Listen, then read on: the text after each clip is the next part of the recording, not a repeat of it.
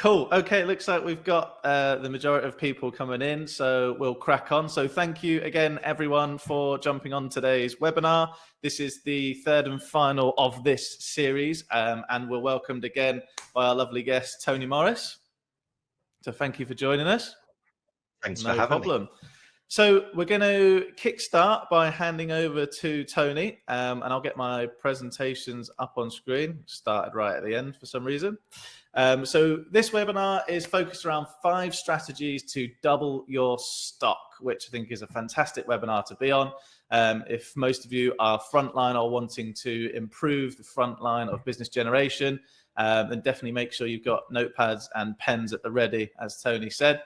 And we're going to go through some really cool hints and tips from Tony and how we can kind of utilize those tips within Spectre today. So I'll hand over to Tony and he'll kindly kick us off. Thank you very much, Joe. So welcome everybody. So I'm going to share these 5 ideas. These are strategies I've created over the last 16 years.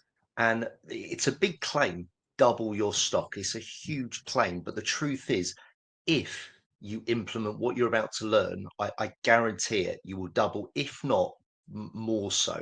But it is about implementation.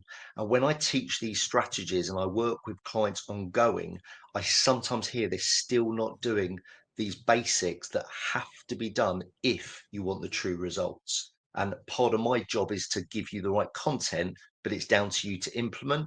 Or if you manage a team, it's down to the manager to make sure the team are implementing this. But let's kick straight on with strategy number 1.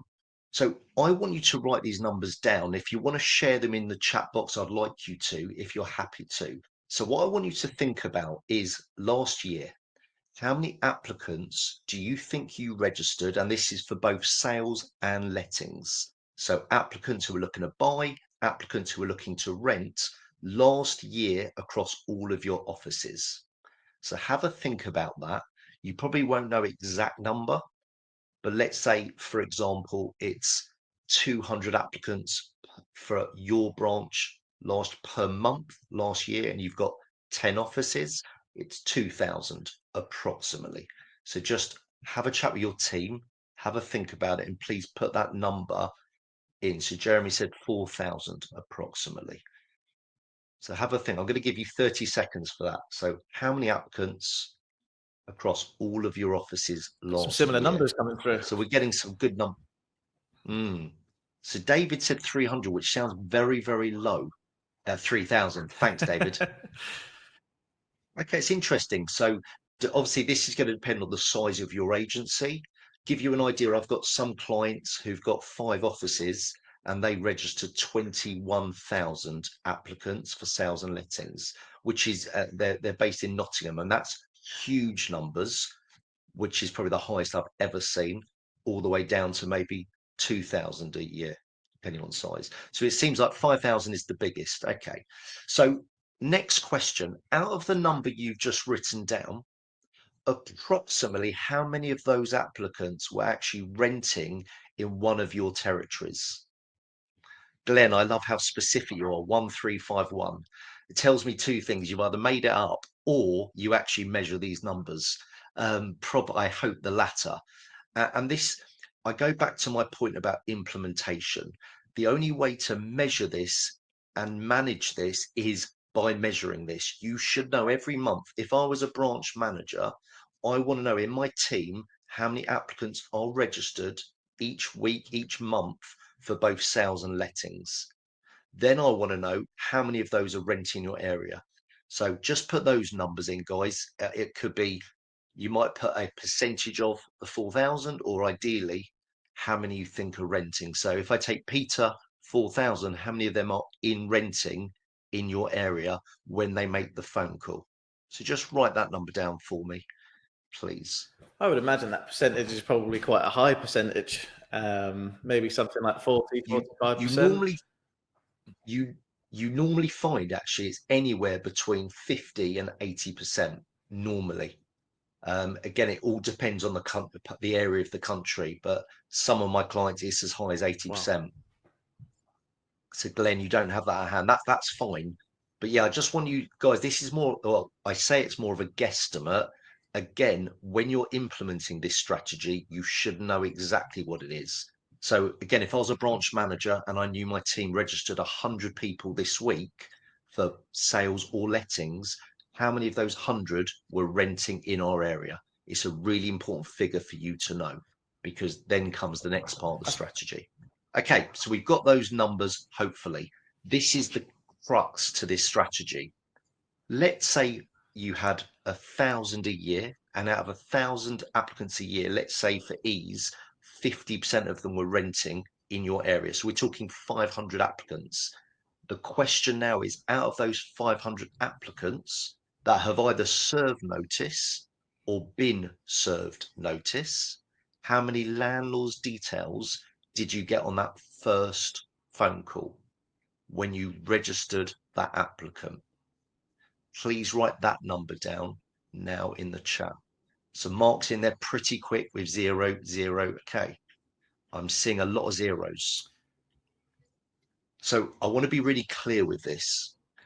When an applicant decides to rent again through your agency, you're going to have to do a reference on them, whoever you might use, Van Milder, Good Lord, whoever, and then you should get those landlords' details. And hopefully someone within your agency is phoning those landlords to do the strategy that I'm about to talk about. But they're ones that have made an offer and offer's been accepted. So Justin, I'm going to come to GDPR in a moment. They're the ones that have made an offer and the landlord accepted their offer and they're moving into that property as a tenant. You should have those landlord's details then, if available. I'm talking about every single person you register getting those details. And I'm going to talk through how we do it. And then I'm going to cover Justin's point about GDPR. Okay. But the key is, let's just think about this for a moment. Okay. Some of you wrote a number of about 800 applicants you knew who were renting your area, and you said 0 to getting the landlord's details. So if you think of this, 800 landlords are about to lose their tenants. Okay. No landlord likes a vacant property. So therefore, what's going to happen is they're either going to re-let it, hopefully with you, or they're going to sell it, hopefully with you. But this comes the exciting bit. As well as hopefully winning that instruction, they also may have a portfolio. So if they've instructed you on that one, they're very likely to consider instructing you on their portfolio. A lot of landlords, like me, have a buy-to-let mortgage. There's an opportunity there for a mortgage appointment. And finally, a lot of landlords have an appetite to buy another one. So with all of these landlords, that the goal is, yes, it's get their instruction, but then there's 4 other opportunities that you're currently missing out because you're not speaking to these landlords. That's how vital this and important this strategy really is. So let's talk about how do we get them, and then how do we cover the GDPR piece, because it's a massive piece. So if you're speaking to a buyer, first of all, okay, so this buyer is renting in your area and they're looking to buy, hopefully through you, but they might end up buying through somebody else. This is what I'll be saying to them. At the end of the phone call, after you've qualified them properly for about, let's say, 4 or 5 minutes, I would say to the buyer, you mentioned earlier on this call that you're renting in Croydon, which is our biggest area. We would love to have a chat with your landlord just to understand what their plans are with this property. And if we end up doing any business with that landlord, we'd like to give you £100 Amazon voucher just to say thank you. Can I have their details? That is the line. Now, this is what I find, and I've done this for 17 years. On average, about 38% of applicants know their landlord. Okay, so it's the minority, but it's still 38%. So let's go back to 1,000 applicants renting your area. Approximately 380 of those know their landlord's details. And when you offer them £100 Amazon voucher, they're delighted to give away those landlord's details. So they'll say, yeah, of course, it's John Smith, here's his mobile. And you say, thank you, there's something called GDPR. and we do need permission to speak to John Smith, please can you contact him by a phone call, an email, a text to make him aware we're going to be in touch, because we must have permission to speak to him. And I would also follow that up with a text or an email to the tenant saying, to the tenant saying, I must have permission to speak to John Smith because of GDPR. Please speak to him to grant us permission. And as long as you've done that, you are covered, because you're stating, I can't phone until we've been granted, or till he's aware we're phoning because of GDPR. That's how you ensure you're covered and protected for GDPR. Okay. Now, as an agency, you've got to decide, are you happy to give £100 Amazon voucher? That's your choice. I can't control that. Some of my clients give £50, some give £150. But it's only when you do business, not just to get the number. Otherwise, it's going to cost you a lot on Amazon and you're going to make Bezos even richer. So the key point is, if we do business, okay, I cannot stress that enough. And I cannot stress the permission piece, because you will get in trouble with GDPR. Okay, so that's if they're a buyer renting your area. What about if they're a tenant who's looking to rent again? This is what you say. During that phone call, you say, look, Mr. or Mrs. Tenant, as you probably know, the lettings market moves so quickly. So we need to speak to your landlord just to get a quick reference to make sure you've been a good tenant. Please, can I have their details? And again, 38% roughly will know their landlords, and they'll often go, yeah, absolutely, it's John Smith, here's his number. And again, you say, thank you, because of GDPR, I do have to get permission to phone your landlord. Please get us permission. Again, put that in writing. Now, this is the objection you may get with these tenants. Okay, there's three. Objection number one might be, I've not told the landlord I'm leaving. And you say that's absolutely fine. When you do give notice, that's when we're going to speak to your landlord. And what you have to do here is, if that tenant finds a property with your competition, I would still phone them. You should know that, by the way, because you've got to keep a record of that. But you should be phoning them and say, congratulations, where have you found? Excellent. I wish you the best with it. By the way, I'd still like to talk to your landlord just to see what their plans are with the property. And if we do any business, I'd actually like to give you a £100 Amazon voucher just to say thank you. Because obviously you can't use the reference line now, because they're now renting through your competitor. Okay, really, really important. And again, the GDPR is You're vital answering that. in this. So I said there's three objections. One is, I've not served notice. Second objection is, I don't know the landlord's details. Okay, that's going to be 62%. And you go, that's absolutely fine, because it's renting through an agency. And the third objection might be, I don't really want to give them. Okay, you might get that. And that's absolutely fine. You just say, okay, well, look, the only reason I'm asking is we're speaking to a lot of tenants for this property, and we have had a reference from their landlord. But look, if you don't want to, then that's absolutely fine.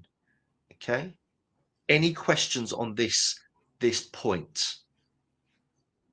So again, before I pass over to Joe, because all of the strategies I'm about to teach you can be enhanced by using Spectre, which is fantastic. So just before I pass over to Joe, I just want to summarize this final point. If I was managing a team of frontline staff who are taking these calls every week, these are the numbers I want to write down. Number one, how many applicants did we register for sales and lettings that week? Number two, how many of those were renting in your area? That's a question you should be finding out on the call. And number three, how many landlords' details did we get? And then the final point is, out of those landlords' details, what did we get? How many MAs? How many buy-to-let mortgage appointments? And how many have got an appetite to buy another one? Now you start to see the value in your database when you register an applicant. Okay. I have this quite a lot, where agents say to me, oh, I've registered this applicant, but his budget's not right, or that property is now gone been let, so I almost don't want to phone the applicant. And I said, two reasons you've got to call the applicant. One is maybe you've got another property for them. Just because that one's let doesn't mean you don't have another one. But secondly, you phone them out of courtesy and find out if they're renting in the area, you could still get a reference. And then we get those landlord's details as well. So it's still worth doing. Okay. If you can't measure it, you can't manage this. So the final point with this is who's phoning the landlord. You have to make a decision in your agency. Do you want the negotiator who took the phone call to phone the landlord or someone else? My recommendation, it should be the lettings valuer, because they're the ones probably are going out on the appointment to meet the landlord. Therefore, probably they're the right people. If you don't want that, hopefully you've got a hub or a client services department that I can coach. They also should be making these phone calls. Okay. So this is how the phone call goes. It's really straightforward. You phone, say, Mr. or Mrs. Landlord, I've been talking to Joe Bloggs, your tenant. He's explained about your property. It sounds fantastic. I just want to do a very quick reference. Has he been a good tenant? Fantastic. Has he paid his rent on time? Amazing. And did he look after your property? He did. That's wonderful. Thank you for sharing that. Just out of curiosity, now he's leaving, what's your plan with this property? Get them talking. He might say, I'm selling it. He might say, I've already relet it through X agency. And you say, that's okay. What rent are you achieving? Blah, blah, blah. You say, just out of curiosity, do you happen to have any others? And that's when he said to you, I've got 45 properties in your area.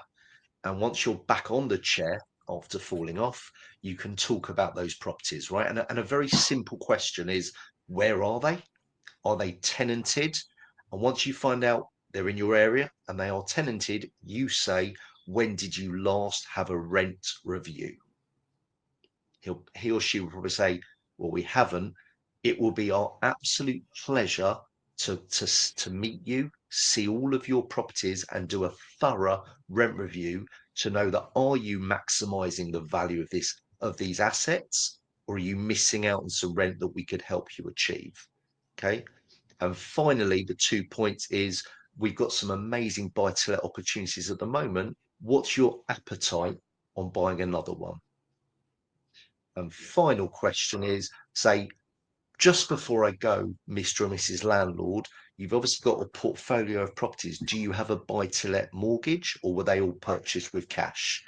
They say they've got a buy-to-let, and you say, when did you last review it? And if they haven't, you book a mortgage appointment. Say, as you probably know, the mortgage market has been quite volatile. And actually that might work in your favor. So let me set up an appointment with our financial advisor. It's a good question that's come in there, Tony. Should this tactic be used for all applicants, regardless of whether you do actually want a landlord reference or not?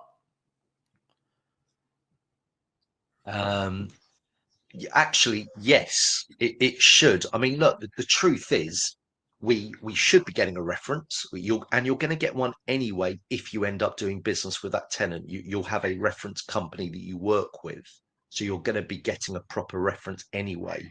But this is a way to do a quick reference to make sure they are a good tenant. But then obviously we're using it to hopefully get the MA, find out about portfolio, see if they want to buy, and do a buy-to-let mortgage review. So I actually would do it every single time, because you're just increasing, hopefully, the opportunities to win more stock. I think with looking for a landlord reference, it does make that conversation easier, because you have a specific reason for calling, you have a legitimate reason for calling, and that just opens that doorway up for further conversation straight afterwards, which can come really natural in conversation. What you're showing, Joe, is we genuinely care. We want to put the best tenants into our landlords' properties. So we really care that the property's looked after, they're paying the rent on time, they've been a good tenant. But again, I mentioned this earlier, all of these strategies and this one can be enhanced by Spectre. So Joe, could you explain to us about how we can use the functionality to enhance the strategy? Definitely. So I'll just share my screen. I'll just watch the chat. Can everyone see that? And that's the age-old saying when you're on a video call and sharing a screen. I just want to see if we can make sure before I crack on? Cool, perfect. So Yeah, we can. within Spectre lettings, which is what we're looking at now, we have a property search function. So you can actually search for pretty much 98% of the entire UK just by typing in an address here. And let's say, for example, you're given the tenant's address details. You know, you've registered this applicant who's looking to rent onwards. You've asked for their landlord details, but you already know the address that they're coming from. You can quite easily punch that into the find a property section here. And what that will do is it will take you to a specific property page on the tenant's property now. And this is where you can get some quite bits of valuable information from it. So you can kind of get an idea here of what it was last rented for, so what the tenant was paying, when it was rented and what agent they kind of used. But most importantly, I think is a really good kind of conversation opener with that landlord is down here on the activity page. So this gives you a history of what's happened with that rental property. So we can see here from the get-go, when it was originally listed, we had a listing in September with an agency. We had a listing in September again with a different agency and a third agent in a month later in October. So the fact that this property has gone on the market with 3 agents immediately would shout to me as it's probably a tenant find only landlord. They've put it on with multiple agencies. They want it let as quick as possible. There's no particular loyalty to any one agent right now, and they just want to let it quickly. So that screams to me as a great conversation starter when you are talking to that landlord. So, you know, how do you manage your property? Do you use an agent, or are you using, you know, do you tend to manage it yourselves? And if they say, you know, we manage it themselves, it's probably going to come as no surprise because you're armed with that information already. So you can come armed to that conversation with one of Tony's techniques of how to convert tenant find only landlords to managed landlords if you are able to win that business. I mean, Tony, how else would you use the information that's on this page? You mentioned rent reviews earlier. Yeah, absolutely. I mean, look, you know the saying, knowledge is power, right? But it's implementation, knowledge is power. So the more you know about the landlord, the more impressed they're going to be with you, and the more you may better help them. And I think if they're a tenant find only, they want to look after their own property. You've just got to ask a couple of pain questions. So I'd be asking of, you know, what problems have you encountered looking after these tenants? I would ask you, what have you done, you know, when they didn't pay rent on time? And they'll tell you. But if they say, well, they pay rent on time every time, I'll say, well, look, the world's an expensive place now. Utilities are going crazy. People are unfortunately losing their job. They're in pain. And what we're seeing is some of our tenants are now struggling to pay rent at all or on time. What have you got in place if that was to happen? So you're painting this picture of, we need to be looking after you. We need to be managing these. So it's just a couple of good questions. But the key is you need to know they have other properties on with other agents other than yourself. So I think it's a really important Definitely. point. Okay, let me jump to strategy number 2. If we can share Yep, that there we go. slide. Thank you very much. So now I'm going to share this, and a lot of you would be saying we don't door knock, and I completely respect that. I know clients I've got where you're in an area where the average property price is maybe 600,000 upwards, and you feel it's not appropriate to door knock. And as I said, I respect that. All I can tell you is I work with over 300 agents. Some of them are targeting property values of £1 million plus, and they still door knock. Okay. So I know it works because I've been out on these door knocking prospecting days. I've been out with Fine and Country. I've been out with other fantastic agents that are targeting high affluent properties, and they are winning them. Okay. One recently, a company won a £2.6 million instruction from a door knock. It was sitting on the market for 4 months. They used the approach I'm about to talk to you about, and they won that instruction at 2.5%. Okay, non-negotiable. So it was a very worthwhile door knock. But let me get to it of what's the strategy. So what you've got to think about, this is with stock that's on the market with your competitor. That vendor has chosen that agent for whatever reason. So you don't want to offend them. So what's really important is I wouldn't even talk about their property that's on with a competitor because they've made that decision. Okay. And you have to respect that and not pitch that you want that property. So I would knock on the door, vendor comes to the door, say, hi there, my name's Tony Morris from Morris Estates. I wanted to personally introduce myself because I'm aware you're on the market, but I just wanted to see if I can help with your onward move. What's your plans? Now, most vendors are taken back by this because most agents door knocking, in my opinion, are doing it badly and they're talking straight away about that property, which gets the vendor's door back up and they say, thank you, I'm not interested, and they'll slam the door in your face, which is extremely demotivating and it's going to stop you doing it again because who likes to have the door slammed in their face 100 times a day? So you talk about the onward move, have a pen and paper out the ready and write down what they're saying. So some of the questions you should be asking is, which area are you looking to move to? They say, I'm staying in the area. If they say, by the way, they're moving completely out of the area, some of you on today's webinar might be a member of RAN or the Guild. So that's a great RAN or Guild opportunity to recommend. So if they say they're moving 2 hours up north, you can find out where and why and say, have you found yet? When they say no, we're actually a member of a fantastic network called RAN, and we'll actually get that. And these are the best agents in the country. I will get the best agent in Manchester to get in touch with you to see if they can help you, which makes you look fantastic. But if they're staying in the area, you say, great. So what's the reason for the move? They're upsizing, downsizing, whatever it may be. And then you say, what's the best property you've seen so far? What properties have you offered on? Why those? You just get a really clear picture of what they want. And you say the following, you say, like, now I've got a good idea. Thinking about it, I don't have any properties like that at the moment, but we're getting at least 3 instructions a week at my agency. So now I'm going to brief my team when I'm back in the office on exactly what you want. But I must tell you, Mr. or Mrs. Vendor, we are so proactive at Morris Estates. We are going to find you that property and we're going to go and source it for you. And this is, again, Spectre's fantastic functionality called Property Search can actually talk about that, okay, which I'm going to pass on very, very shortly to Joe.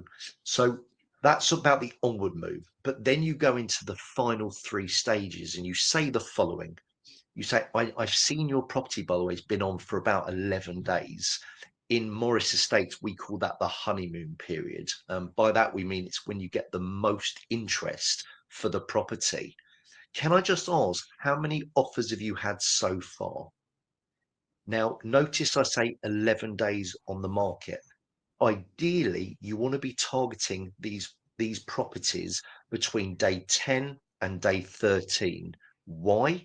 Because it's so fresh and they should be getting the most interest if the agents marketed it properly. But equally, they might still be in their cooling off period, depending on when they sign the contract and where they sign the contract.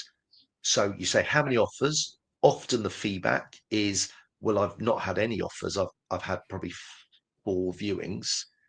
You say, really? What's the feedback been? And they'll say, well, no, that, they said it's very nice, but the garden was too small or the second bedroom was too small, but it's early days. And you say the following. It's not my place to talk negatively about other agents. That's not how we operate. I can only tell you the success that we're seeing. And then you come with a success story, which ideally is another instruction that you've just had offers on or that you've actually exchanged on where buyers missed out on that one. And it's very similar to the property that you've chosen. It might be a similar price, similar area, similar size. And you're saying we had 5 buyers or however many there were that were bitterly disappointed on missing out on that property, and I'd like them to see yours. What's the quickest date I can get them in to see yours? And that's the close. And hopefully they'll say, well, this is the objection you'll get. They'll say, well, how does that work? It's on with X agency. And you say, because you're in what's called a cooling off period, you can actually go with anyone who can find you the buyer at a price you're happy with. Why don't we do this, Mr. or Mrs. Vendor? I'm on my way to an appointment now. Let me come back this evening or tomorrow. Let me see the property to make sure it's marketed at the right price. And then I can, if you're comfortable, we can organise viewings with these 5 buyers that missed out. And that's just the starting point. Hopefully, once we have offers from them, we can then look to use that as a benchmark and get you an even better offer. And you book the appointment. Massive tip, do not give away your business card because otherwise they won't give you their contact details. Okay. So if they ask for your card, say, I've actually haven't got any on me, I've just handed out my final card. Can I just get your name and number? And write down name, number, and email. Equally, if you do have properties for them, you need their email because you're going to email those properties and book them in for viewings. Okay, really, really important part of the process. And then hopefully you'll get mortgage appointments or you'll qualify them as a buyer for their onward move. So Joe, can you explain about property search and how we can help with their Yeah, onward absolutely. move? I've got a quick question, actually. From experience, is there a particular time of day that's most successful when door knocking, when people tend to be at home, or is it just completely sporadic? Well, you know what? It's a great question. Because of the pandemic, you're finding so many people are still working from home. Even if it's a hybrid now, they work 2 days in the office, 3 days at home. So actually, we're finding so many more people at home because I do this live with my clients. Just last week, I did 3 hours door knocking with a client and we got 4 market appraisals in 3 hours. And what happened on one of those, the vendor said, I'm on a Zoom meeting. This has to be quick. And I'll say, go back to your meeting. Let me just get your number and email and let's speak at a time that's convenient. And then they're arranged the time to go back that afternoon and win and get the MA. So yeah, actually, Joe, it doesn't really matter in today's world. Good. Okay, amazing. Well, let's show everyone how we can utilize Spectre then for that property sourcing, that onward move. Now, this can be used for various different situations. A situation like Tony's when you've been door knocking, or a situation where you're sat on a valuation and you've got a vendor who is, they want to sell their house, but they don't want to put it on the market just yet because they haven't found anything onwards to buy. And there's that hesitation of, what if I put it on now and it sells really quickly and I've got nowhere to go? And I think that's quite a common or a very common situation that a lot of agents find themselves in. So with Spectre, you have the ability then to use our off-market focus, which allows you to source properties that fit buyers' requirements. And you can send either postcard, a letter. You don't even have to send any direct mail out if you didn't want to. You can actually use a list for door knocking purposes as well. But in this instance, we'll use a letter.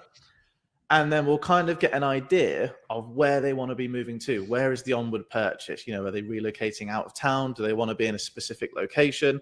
So I'll just throw in a postcode here and it'll bring up a map and pinpoint the center location of that postcode. So when you're speaking to this vendor at the moment and they're saying, look, we really want to be within the school catchment area of Springwood Primary School. No problem. What we're able to do then is we're able to just draw, if you know the school catchment area, brilliant, or a rough area around that school or where they specifically have said that they want to live. And then with that, if we go and hit the find properties now, it's going to go and give us the number of residential chimney pots in that area. So if you give that a moment to load, we'll start to see that this number will populate probably in the thousands, because that might look like a small area on the map, but it's quite a condensed area. And then it's going to give us the ability to then filter those number of chimney pots to kind of the criteria of our buyer. So here you can see we've got 1,452 properties in that area, so a lot to go at, but not a lot of those are going to be completely relevant. Now, this vendor might want, as their onward purchase, a particular property type. So we can say, right, they're looking for a detached home. They need a minimum of a 3-bed. And from our point of view as an agent, we don't really want to go wasting collateral, sending property sourcing letters to people who have just moved in. It's going to be a waste of collateral, a waste of time. They're not going to probably reconsider selling if they've just moved in. So we can actually filter by the number of years someone's lived at their home for, which I think is great. So if we look at kind of 4 years onwards, and then we filter those or apply those filter choices, it narrows it down from 1,452 to 56 properties or potential properties that we can now approach for this vendor's onward purchase. And it's as simple as that to use Spectre to see your list here. So if you want to go out door knocking again for the onward purchase and say, look, just out of curiosity, we can see you've lived at this home for a while. If you have been considering selling recently, we've actually just spoken to someone who's got a desire to live in this exact area.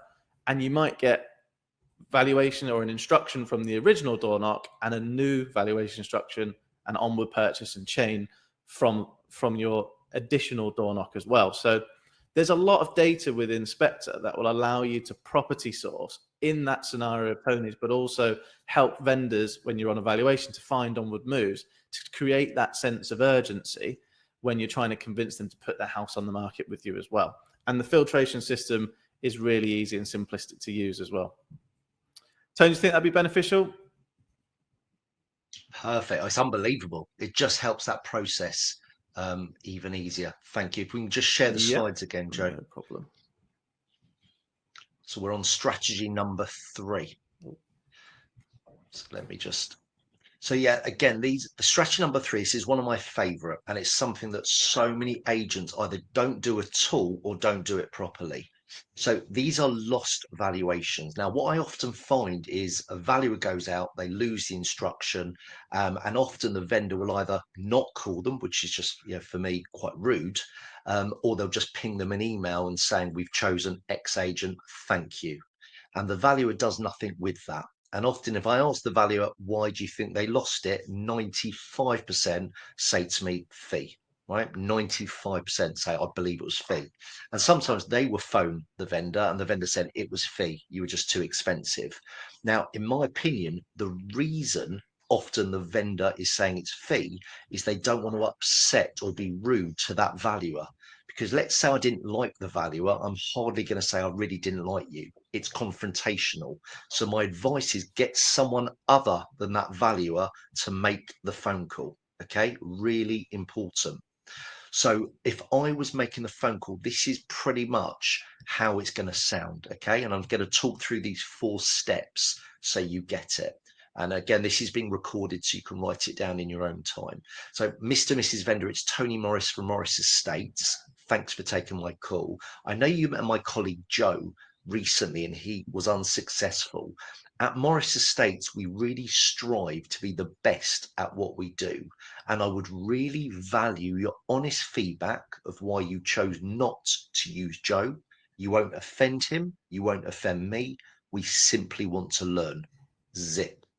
Now, the vendor starts talking. They'll say, actually, Joe was great, blah, blah, blah. It was just that the other agent valued it 25,000 higher and their fees were lower.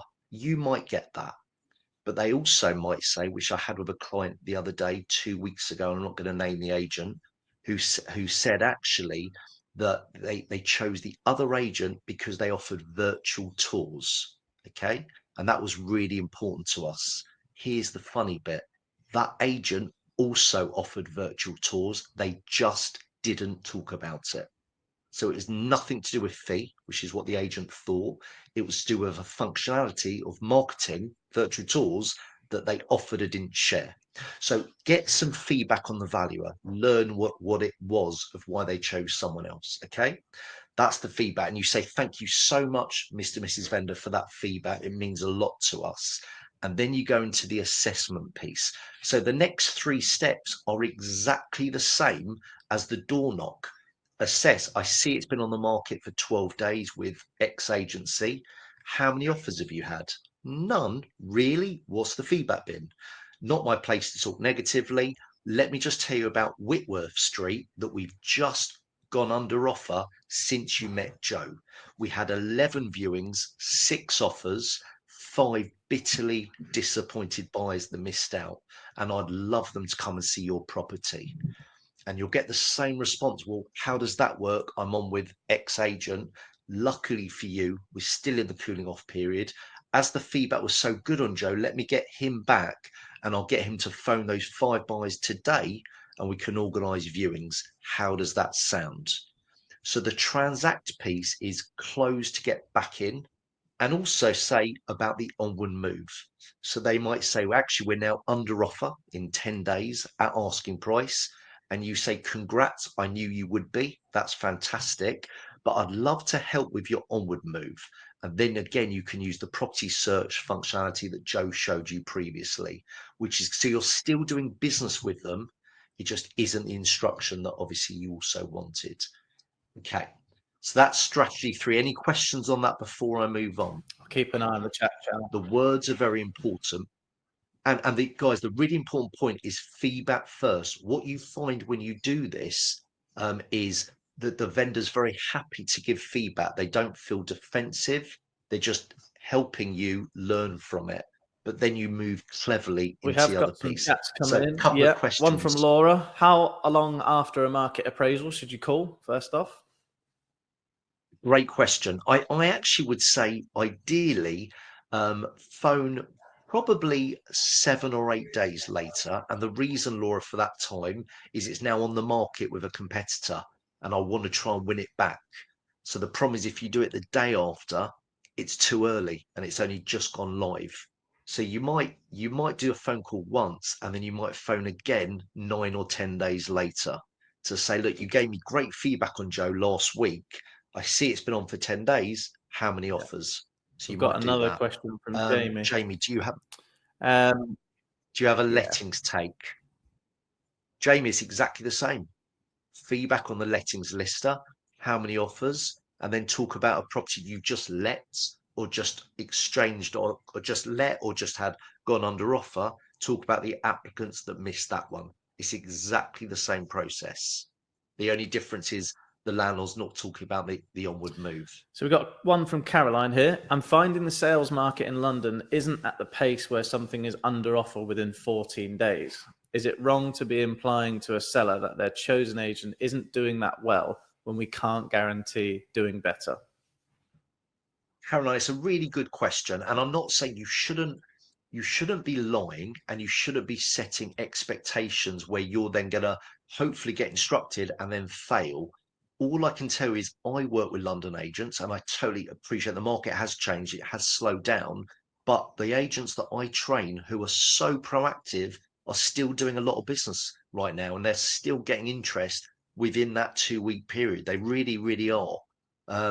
Without naming agents because it's not fair, they're my clients, but they're still getting interest, but they are so proactive and they're using the strategies I'm talking about today. That's how they're getting it. And then one from Polly.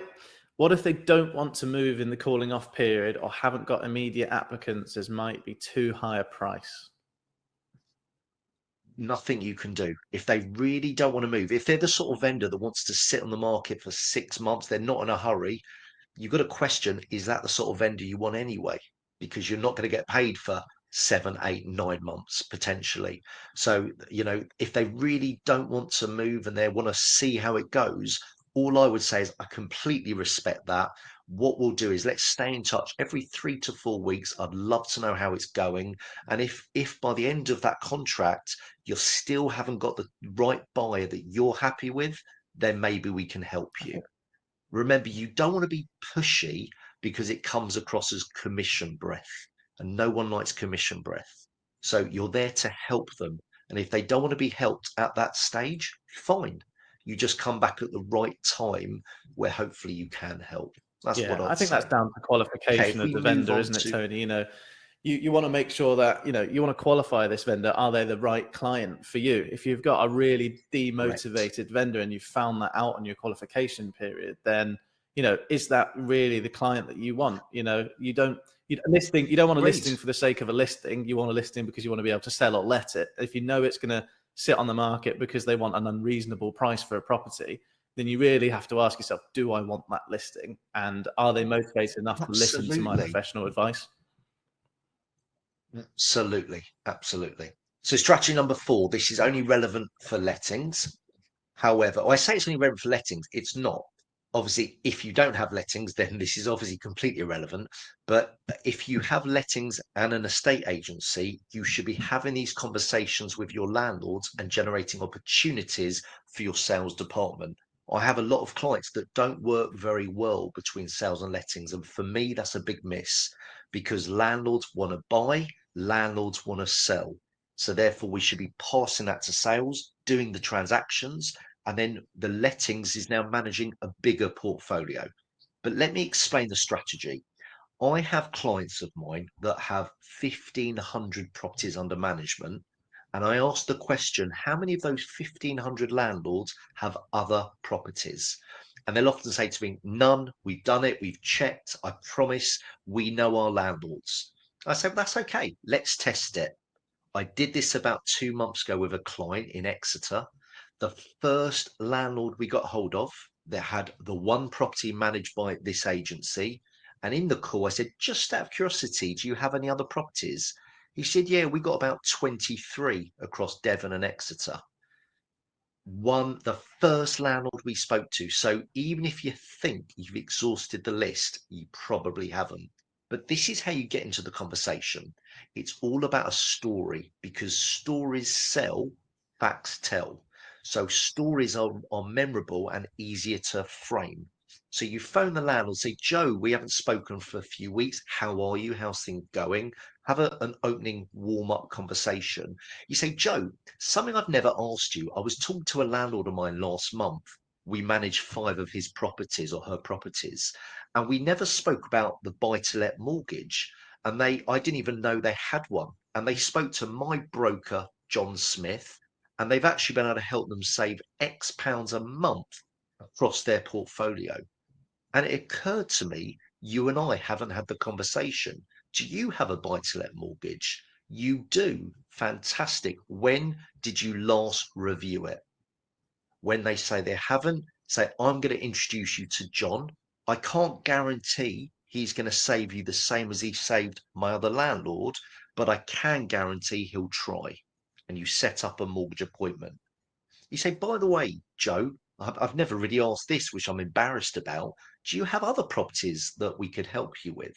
Then you find out about the other stock. If they say no, you say, that's okay. We're seeing some really good buy-to-let opportunities at the moment. What's your appetite on buying another one? And get their feedback. And if they do want to buy another one, again, budget, type of property they're looking for, where they want it, blah, blah, blah. You qualify. And finally, you could ask that landlord for a referral, someone else they know, or a Google review, or whatever review you use. But I wouldn't do all of these on the same conversation. It's too much. It comes across as pushy. I would just focus on, to begin with, the buy-to-let, other stock, and appetite. Okay. And final point on this, if they've got other stock, a portfolio with your competition, just say, find out the details, where, rent achieving, length of tenancy, and say, just out of interest, when did you last have a rent review? They'll say they haven't. It will be my pleasure to do that, to make sure you are maximizing the value of your assets. And then you organize to do that rent review. That's what I'd be saying there. Okay.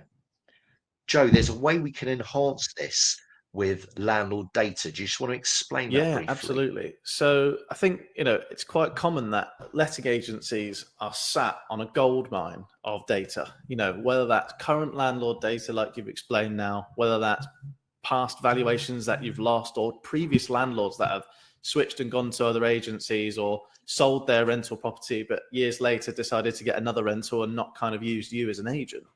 So what we did within Spectre Lettings is we gave agents the ability to upload or import their landlord data from their CRMs. And that can consist of current landlords, past landlords, lost valuations, whatever, into the system.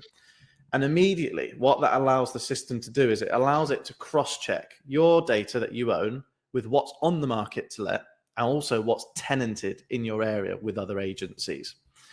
And the way that kind of looks within the Spectre system, if I jump into on-market data in this account, is it highlights those properties with a little green L icon to say that you have the landlord's information for that particular property.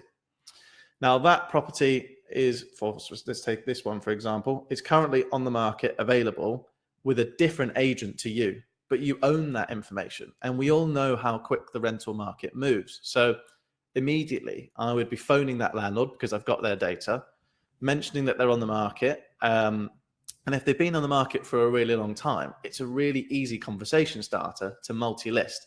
It's far easier, as we all know, to multi-list a property for lettings than it is for sales, because the majority of the time, there's no sole agency periods with lettings. It's who can find a tenant first. So this is a great way to be able to immediately identify or utilize your data with on-market and tenanted information in your area. And it's really easy to do so. You export your data into an Excel spreadsheet or a CSV, and you just drag and drop it into our upload data file here. And just to kind of address anyone's concerns, your data is completely private to you and you only. So it's just there for you to utilize information that you've already got, but probably not touched there. Fantastic. Thanks, Joe. If you can just put to strategy number 5 for me. Let's get that back up. So this is about your previous database, and it's something so many agents, and for whatever reason, are not servicing. And I get it. You've got a lot of data and you've only got certain time. This is when I strongly suggest to my clients they have a hub or a client services department, which, by the way, could be 2 people phoning out this database on a daily basis. But the key line here is about phoning a buyer maybe from a year ago, 18 months, 2 years, and you're positioning it like this. John, we haven't spoken for a while now. How's things? Did you do the work to the kitchen that we spoke about at the property? You did. Fantastic. You enjoying living there? So just start getting them talking about whatever they were going to do with the property. Those notes should, by the way, be in street. So you've made a note of that, and you can then go back to them and discuss it. And then after that catch up, you say, by the way, are you familiar with Glentree Close? They say no. Say it's about a 3-minute drive from here. We have just sold another 4-bed detached property, not as nice as yours. It needed a bit more work. But within 14 days, we got 16 viewings, 11 offers, and we achieved 26,000 over the asking price. And I raised that because your property was so similar, and the buyers that missed out are really motivated. We've been viewing with them for the last month, and I just wanted to gauge your appetite to see what yours is now worth. Would you like me to arrange for them to come round? Now, there might be a 20% conversion here where 20% say, yeah, I'm curious, or me and my partner love it, but we have been thinking, actually, do we want something a bit bigger, or maybe it's a bit noisy for us, noisier than we realized, whatever. Maybe 10% will do that, but it's a percentage of stock you don't currently service. And that's how you position that phone call. Any questions on that? And ultimately, in terms of time, I would say you should be doing these probably from 18 months onwards, because obviously if they've just moved in 6 months ago, it's not worth that conversation. But I would have it diarised in street to call them 18 months onwards. Okay, I've just have a just to jump in there, Tony, if that's strategy. okay. Yeah. So previous buyers, I think that is quite an overlooked applicant database there from estate agencies, in terms of not many estate agents, or many estate agents are guilty of not contacting your past purchasers. And I think it's really important, because that past purchaser will eventually turn into a vendor, or may eventually turn into a landlord or a future tenant. So it's important to make sure that you consistently reach out to them, make sure that they remember your brand. I think the stats were that after 4 years of buying somewhere, a purchaser will only remember who they sold through and won't remember who they bought through, which is a really interesting stat there as well. So what we built within Spectre to kind of combat the lack of contacting your past purchasers is something called Spectre's Anniversaries. The way Anniversaries works is, as an agent, you would upload your completion data, so we can see who has bought through you, dating back to however far you want to go back. And it filters that information and to leave you with what we call active properties. And active properties are people who have bought through you that remain in the property that you sold them. Anyone else obviously has sold since, and sold maybe through a competitor or through yourselves. And what Anniversaries does immediately is it gives you a repeat business level percentage from your upload. And it tells you what your current repeat business level is and how many of those people that bought through you have resold with a competitor. Now, you might look at those stats on the screen there and you might think, actually, that's quite alarming. The 15% repeat business level, mine's way higher than that. In actual fact, an average agent's repeat business level is 14%, which is extremely low and alarming as well. And you might think, well, why is that? You know, people love us. Surely they're going to resell through us. It's probably because you've never communicated with them since you sold them a house. So Anniversaries is an automated tool that allows you to send out on the anniversary of their completion date, ranging from 1 year all the way up to 20 years in the future. And it also has fixed term mortgage renewal triggers as well. So when they're coming up to a 2-year fixed term mortgage renewal or a 5-year, but it sends them a really nice letter, which we do have templates for that you can edit, just to say, you know, happy 5-year anniversary. It's hard to believe you've been there for 5 years, yada, yada, yada. But the great thing about Anniversaries is it's not just a letter. They actually get something of value with Anniversaries, and that is a bespoke branded property report on their home, which is white labeled to your agency. Now, this is marketing a homeowner is going to want to receive every year. It's not just a generic letter, it's actually valuable information. Who doesn't want to know what their house is worth or how their house has performed since they bought it? And this report just clearly displays that. So, for example, look, we sold you your home in 2019. You paid 270,000 for it. We now think it's worth 320,000. So if they've been thinking recently about maybe upsizing, but they don't know what the value of their house is worth, then this is the prompt to say, wow, maybe now is the time to upsize. Maybe now is the time to move up the property ladder. And even just little bits of information like highest value transactions in their area. If they're nosy and they want to know what Pauline's house down the road sold for, they can check their completion prices here or the most recent sales in their area. And even if it's not a prompt immediately, this is going to sit on someone's coffee table. It's going to be stuck on someone's fridge as a talking point, or be kept for when they do decide to sell it, maybe in a month's time when you know, get the summer holidays out the way and the kids go back to school and adults have a bit more time, for example. They can bring this back out. And it just means that your brand is going to be constantly in their mind. So if they do decide to resell, you should be the first agent they think of psychologically, because you've been consistently sending them things year on year on year. I think David said he's had his first result last week, had 5 agents out, tagged us on because we'd sent out an anniversaries letter, which is fantastic. 17 years later as well. That is amazing. Good work. Great work. The report shows the value of this. Absolutely. I mean, it's different from the standard marketing material that any other agent is going to be sending out. And the great thing is it's completely automated. It runs in the background. You don't have to think about it. And you can generate those reports as well for any property that you like within the UK. Love that. Joe, if you can just get the screen back on. So the bonus was actually tied into what Joe just said, is every time you get a sale, or a let, but every time you get a sale, I would be saying to that vendor, part of our service at Morris Estates is we like to give you an annual review. So you will be getting every 12 months a review about how other properties have done in the area. So you can get an understanding of how hopefully your property is increased in value. So what you're actually doing, say, I'll be coming back to deliver that report to you. So if you've done 100 sales in a year, you've almost booked yourself 100 new valuations. And we know in that year, things are going to have changed.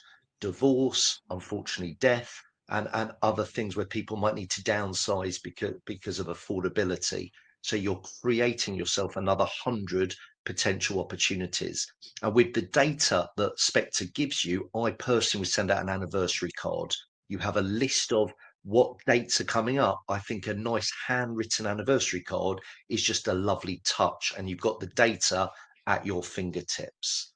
So I would really, really encourage you to do that. And that is the final strategy. So if I really hope you've enjoyed this. If you've got any information you want to find out about Street or Spectre, there are the details for you to do so. And equally, obviously, if you like Tony's hints and tips, which I think are absolutely amazing, head over to Tony's website or scan the QR code now. I'll give you a moment to whack your smartphones out if you've all got them and want to head over to more Tony's tips there. Definitely recommend it. And Tony, thank you very much for jumping on this 3-part webinar. It's been a blast. My pleasure. No, I've really enjoyed it as well. I hope everyone's taken a lot away from it. But what this is I do a weekly Tony's Top Tip. So if you do like my content, every single week you'll get an email with a new tip that most importantly you can implement into your agency and get the best result. So thank you, Joe, so much for having me, and I really hope everyone's enjoyed it and taking bits from it. No problem, my pleasure. Keep an eye out, everyone, for more webinars. Check your emails because there will be more to come. But thank you, everyone. Have a great Wednesday. Thanks, guys. Thanks, Joe.